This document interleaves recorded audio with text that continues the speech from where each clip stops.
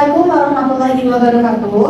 Waalaikumsalam warahmatullahi wabarakatuh. Selamat pagi Mbak-mbak semuanya yang ada di sini. Sebelumnya kami dari Poltekkes Kemenkes Yogyakarta akan mengadakan penyuluhan terkait peran mahasiswa dalam upaya pencegahan korupsi. Nah, di sini kami izin pertama diri ya dari saya sendiri, ada Pak Izil Lawaya dan teman saya.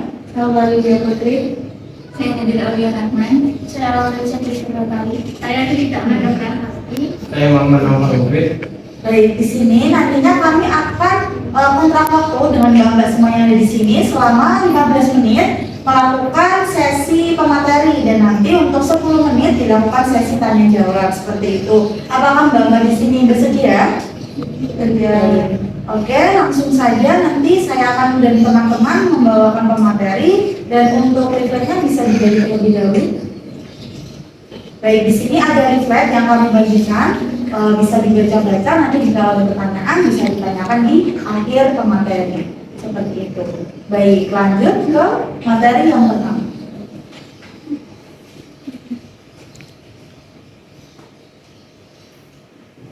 Baik, di sini latar belakang apa itu korupsi? Korupsi artinya buruk, yaitu suka menerima uang suap atau sogok memakai kekuasaan untuk kepentingan diri sendiri. Koruptor yaitu orang yang melakukan kegiatan korupsi sendiri.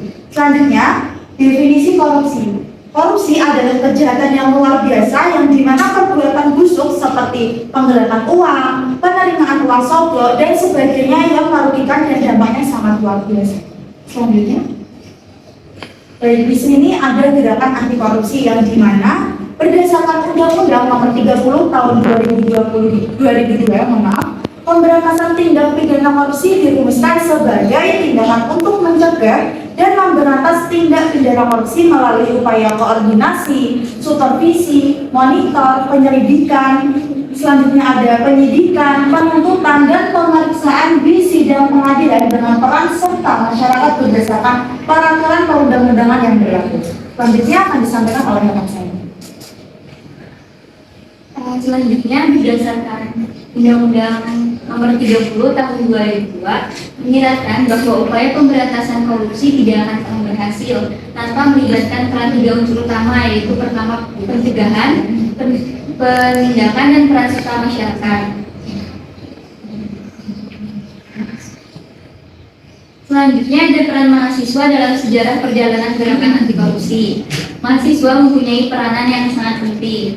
Peranan tersebut tercatat dalam peristiwa-peristiwa besar yang dimulai dari Kebangkitan Nasional tahun 1908, Sumpah Pemuda tahun 1928, Proklamasi Kemerdekaan NKRI tahun 1945, lahirnya Orde Baru tahun 1996, dan Reformasi tahun 1998. Tidak dapat dipungkiri bahwa dalam peristiwa-peristiwa besar tersebut, mahasiswa tampil depan sebagai motor penggerak dengan berbagai gagasan, semangat, dan idealisme yang mereka miliki. Selanjutnya ada keterlibatan mahasiswa dalam gerakan anti korupsi. Pada dasarnya dapat dibedakan menjadi 4 wilayah. Yang pertama itu lingkungan kampus, lingkungan keluarga, tingkat lokal atau internasional, dan di masyarakat sekitar. Dan selanjutnya akan diberikan oleh rekan saya. Baik, lanjut. Yang pertama, di lingkungan keluarga. Kegiatan tersebut dapat berupa melakukan pengamatan terhadap perilaku keseharian anggota keluarga, misalnya, apakah penghasilan orang tua tidak berasal dari tidak korupsi? Apakah orang tua tidak menyalahgunakan fasilitas kantor yang menjadi haknya? Apakah ada di antara anggota keluarga yang menggunakan produk bajakan seperti lagu, film, software, tas, sepatu, dan sebagainya? Jika ada keluarga kita yang seperti itu, hendaknya kita menasihatinya. Lanjut. Lingkungan kampus. Keterlibatan mahasiswa dalam gerakan anti korupsi di lingkungan kampus dapat dibagi ke dalam 2 wilayah, yaitu untuk individu mahasiswanya sendiri dan untuk komunitas mahasiswa. Untuk konteks individu, seorang mahasiswa diharapkan dapat mencegah agar dirinya sendiri tidak berperilaku koruptif dan tidak korupsi. Sedangkan untuk konteks komunitas, seorang mahasiswa diharapkan dapat mencegah agar rekan-rekannya sesama mahasiswa dan organisasi kemahasiswaan di kampus tidak berperilaku koruptif dan tidak korupsi. Baik, selanjutnya akan dilanjutkan oleh teman saya. Baik, izin dilanjutkan.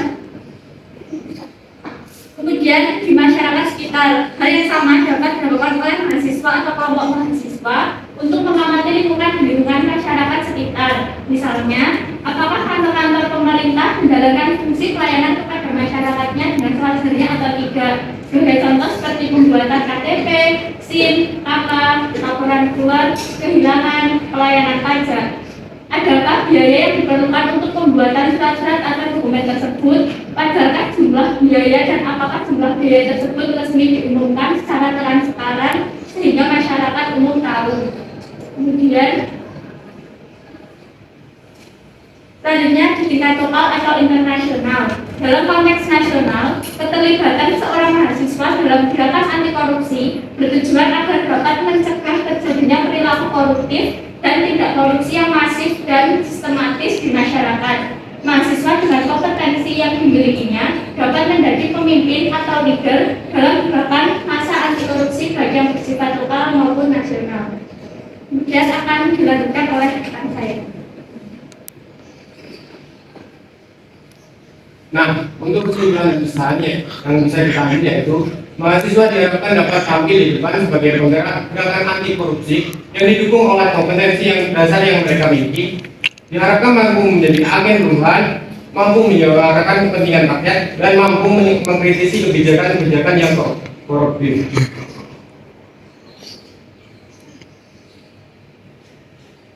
Tantangan pemuda masa lalu adalah perjuangan kemerdekaan Indonesia dengan memerangi penjajah. Sedangkan tantangan generasi muda Indonesia saat ini adalah memerangi korupsi. Baik, itu tadi adalah pemateri yang dibawakan oleh rekan-rekan saya dari Poltekkes Kampus Yogyakarta. Nggak terasa nih sudah memasuki 15 menit yaitu pemateri yang sudah berlalu. Selanjutnya kita masuk ke sesi yaitu tanya jawab. Di sini tadi kan sudah diberikan oleh leaflet dari kami, lalu kami membuka pertanyaan, membuka kesempatan untuk mbak-mbak di sini untuk bertanya nih tentang penyuluhan dan pemateri yang sudah kami bawakan pada hari ini. Baik, apakah dari mbak-mbak semuanya ada yang ingin ditanyakan? Oke, silakan mbak. Dari namanya siapa? Dari perkenalkan, nama saya Idris. Izin bertanya, bagaimana upaya pencegahan yang harus dilakukan agar korupsi tidak terjadi? Baik, terima kasih Mbak Iis. Pertanyaan ditangani dulu. Mungkin ada lagi yang ingin bertanya? Baik, silakan. Namanya siapa Mbak? Saya Helmi mau bertanya apa yang menjadi kendala dalam pemberantasan korupsi di Indonesia? Baik, terima kasih sebelumnya Mbak Helmi. Ada dua pertanyaan yang sudah kami tampung. Di sini akan dijawab oleh rekan saya. Saya izin menjawab pertanyaan dari Mbak Idris.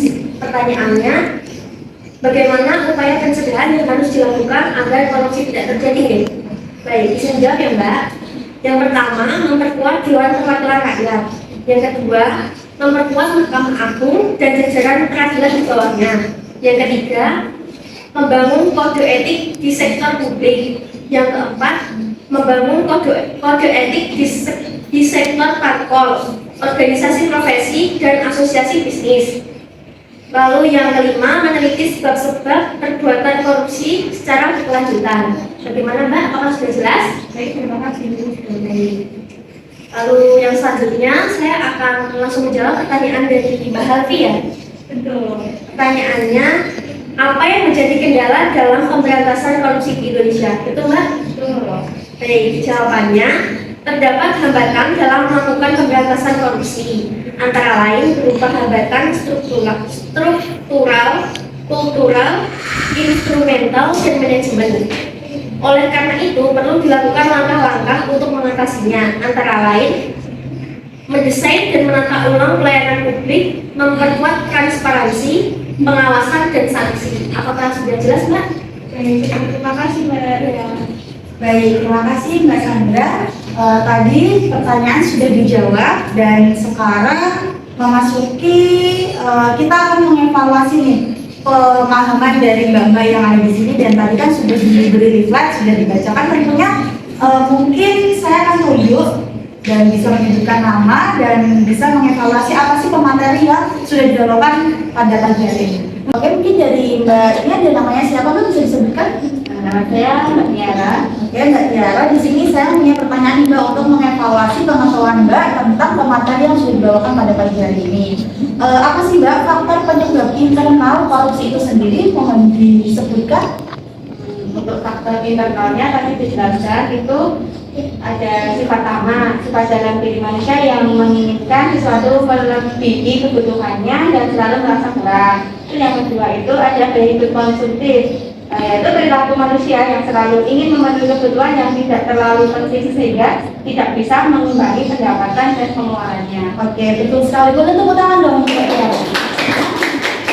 Oke, ini sudah tidak terasa waktunya sudah habis. Kita sudah melakukan pemateri dan tanya jawab, mengevaluasi, dan selanjutnya di sini saya izin closing statement bahwasannya di sini kan kita sebagai generasi muda, di mana generasi muda itu adalah penerus bangsa dan kita harus berani untuk berkata tidak jika ada beberapa orang atau beberapa oknum mengajak atau menginginkan kita untuk bekerja sama oleh tindakan korupsi seperti itu.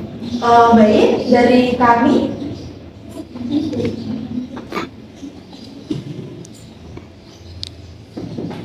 Oke, sebelumnya terima kasih untuk Mbak-mbak pada hari ini yang sudah menghadiri penyuluhan pada pagi hari ini.